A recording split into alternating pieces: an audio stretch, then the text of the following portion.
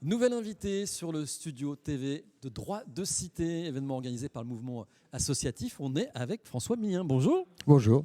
Merci d'être avec nous. Vous êtes président du mouvement associatif Centre Val-de-Loire. Et on a envie de vous demander tout de suite comment se porte la région, comment se portent les associations en Centre Val-de-Loire. J'ai envie de dire bien et très mal, quoi, comme d'habitude. C'est-à-dire bien, oui, parce que après les craintes qu'on avait pu avoir durant la fameuse pandémie, on s'en sort bien dans la mesure où les bénévoles retrouvent le chemin des associations et que la plupart des projets ont pu poursuivre, perdurer et retrouvent aujourd'hui un nouveau souffle. Alors, ce qu'on peut quand même dire, c'est que on a certaines réorientations des dynamiques d'engagement. On voit beaucoup apparaître les questions de l'alimentaire, on voit beaucoup apparaître la question des territoires. Un certain nombre de citoyens se sont repliés sur leur territoire, mais physique, là, du coup. Je ne parle plus de territoire. Là, je vais chercher du travail à 50 km ou je vais sur Internet rencontrer des gens. Là, c'est vraiment la question de la proximité physique. Et les gens ont un peu redécouvert ça. Donc, ça prend la forme de circuits courts, de regroupements, d'activités d'insertion, les déplacements doux, les vélos cargo.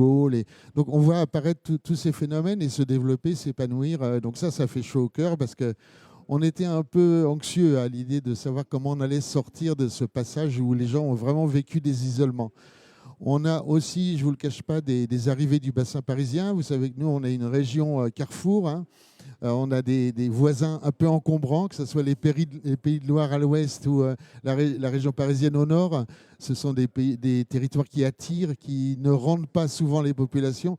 Et là, on doit dire qu'on a vu arriver quand même pas mal de populations qui sont à la recherche de solutions alternes. Et ça passe aussi par se retrouver à travers des projets communs et pourquoi pas des associations. Donc vous ne constatez pas un essoufflement de l'engagement bénévole dans les associations ? Moi, je ne dirais pas essoufflement parce que comme la pandémie nous a mis à rude épreuve, il faut quand même se rappeler que l'État avait un peu oublié qu'il allait falloir soutenir les associations. Donc concrètement, on a détourné certaines formules qui étaient plus sur l'entrepreneuriat traditionnel et on a essayé de voir comment les associations pourraient en bénéficier. Ça a eu le côté un peu drôle où tous les mois, j'allais sur mon propre espace des impôts pour pouvoir faire passer les problèmes de l'association que je représentais et pouvoir bénéficier de l'accompagnement financier dont on avait besoin parce qu'on avait des salariés et que même si les activités n'avaient pas lieu, il fallait absolument qu'on arrive à les maintenir dans l'emploi pour pouvoir, à la sortie, les retrouver en place et en capacité d'agir. Et il a fallu effectivement être en capacité d'agir très très vite à la sortie de la pandémie dont on ne savait pas quand elle allait arriver. Alors cette vitalité associative en région Centre-Val de Loire, elle est soutenue par des dispositifs. On peut parler notamment de Capasso, qui accompagne à la création d'emplois en soutien à des projets associatifs. Alors ça va me permettre de caractériser ce qu'est un mouvement associatif. C'est une convergence de plusieurs réseaux.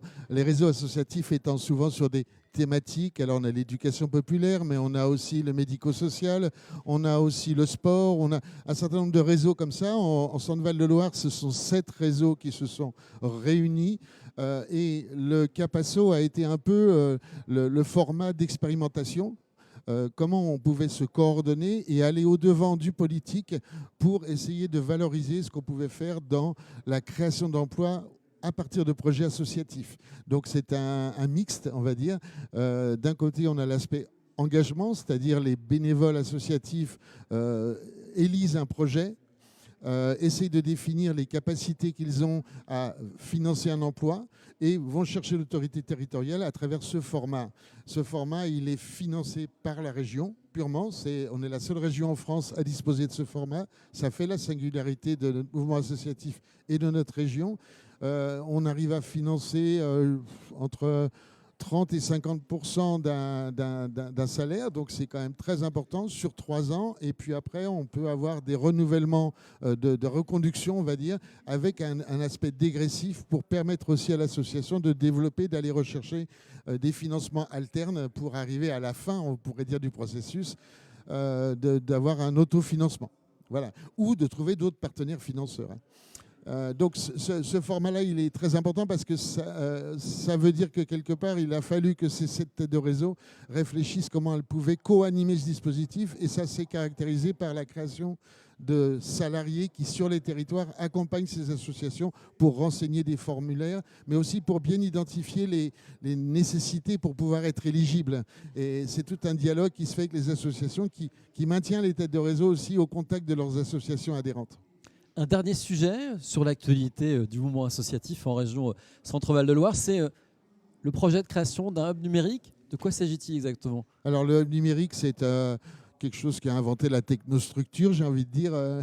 Moi, j'ai tendance à les appeler les encravatés, mais ce n'est pas toujours vrai. Il y en a qui n'ont pas de cravate. C'est un format, en tout cas, ce qui est sûr, c'est ça. C'est un format qui permet de développer une action au plus près des territoires sur la médiation au numérique, sachant que c'est une question très urgente à résoudre parce que les populations sont de plus en plus impactées.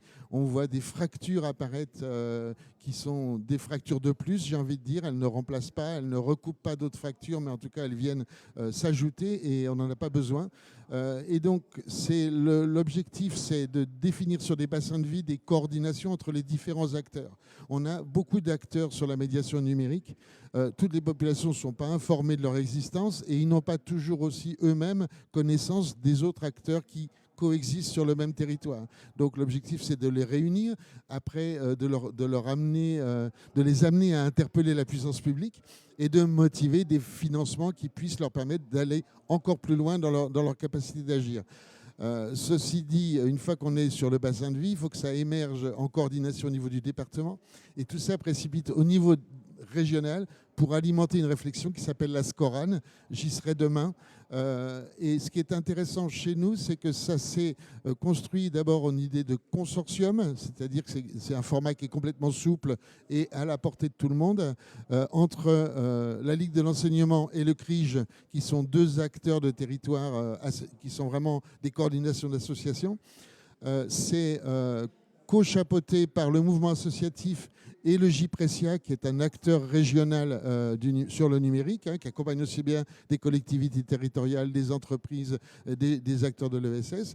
Ces 4 acteurs se sont mis en consortium pour créer ce hub et générer au niveau de la puissance publique la capacité de financer un objet dont la dimension était adaptée à nos territoires, mais qui en même temps répondait aux attentes de la puissance publique, parce que quand elle finance, elle a besoin d'un certain nombre de caractéristiques.